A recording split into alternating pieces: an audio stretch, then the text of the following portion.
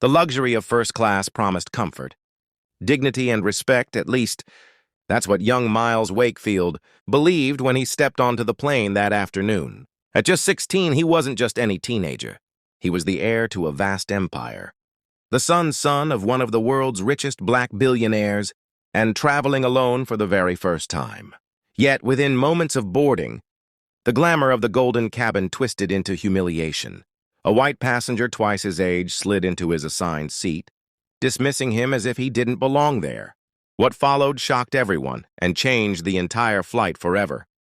Miles Wakefield grew up in privilege, but not the kind many imagined. Though his family's wealth stretched into billions, his father never let him forget where their story began. His grandfather was a factory worker who endured harsh racism in the Deep South, saving every penny until a single invention catapulted the family into prosperity. For the Wakefields, every achievement carried the weight of history, proof that excellence could rise despite a world that once said otherwise.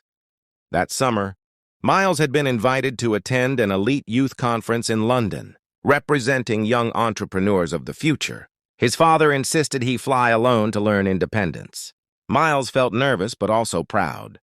Flying first class was not about luxury to him, it was about dignity, about being seen as equal in spaces, where people like him had been historically excluded. The flight was packed with powerful businessmen and elegant travelers. The polished wood and crystal glasses glistened in the first-class cabin. Miles tucked his boarding pass into his jacket, found his seat 2A by the window, and carefully set down his designer backpack. He was ready for the adventure of a lifetime, but the moment was cut short. A white man in his 40s, broad-shouldered and dressed in an expensive suit, casually dropped into Miles's seat. He didn't ask. He didn't check.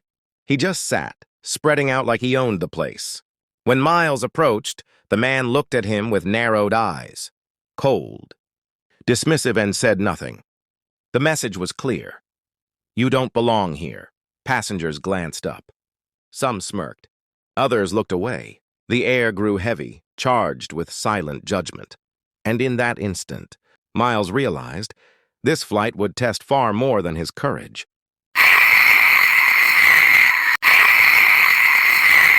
Miles froze, gripping the strap of his backpack. He wanted to speak up, but years of whispered warnings about how the world sees young, black boys echoed in his mind. His father always said, "Strength isn't just about fighting, it's about knowing when to stand tall." Yet, standing tall in a room full of strangers suddenly felt impossible. The man reclined comfortably, adjusting the seat as if it had always been his. When a flight attendant arrived, Miles explained quietly that this was his assigned seat.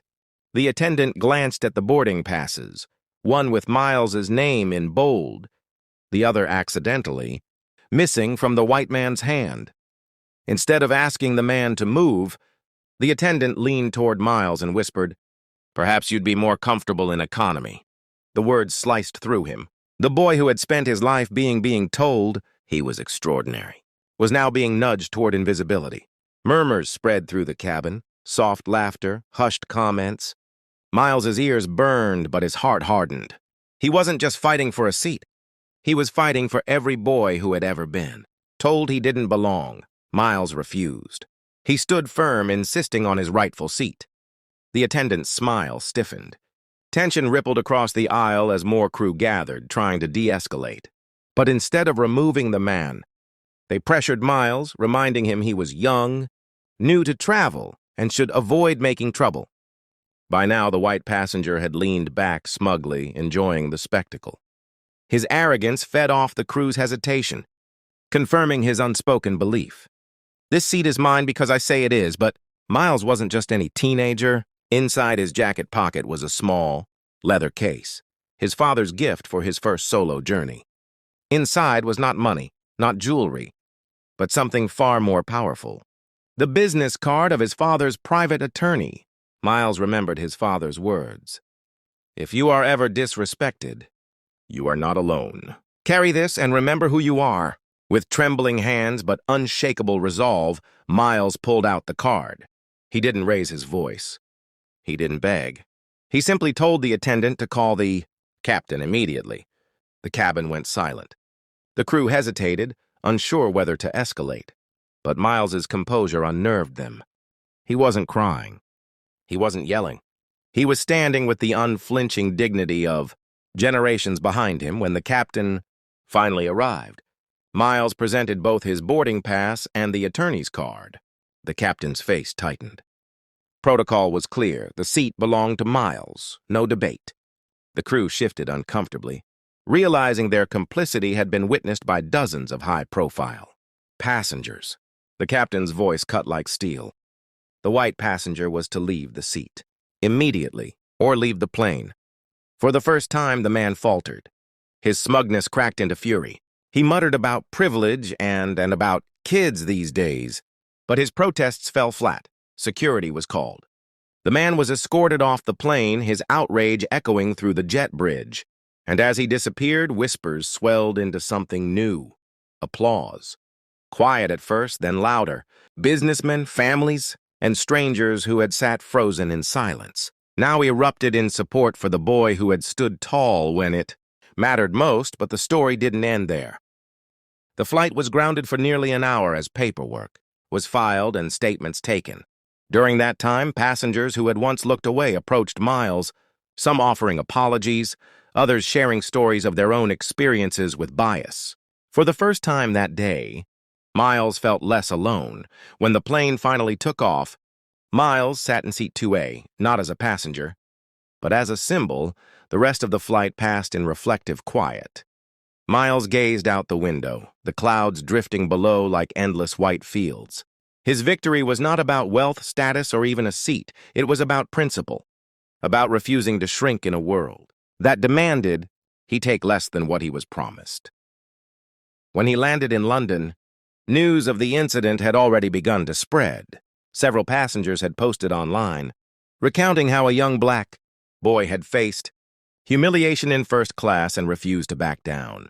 The story gained traction, igniting discussions about privilege, bias, and the subtle ways racism plays out, even in the most luxurious spaces.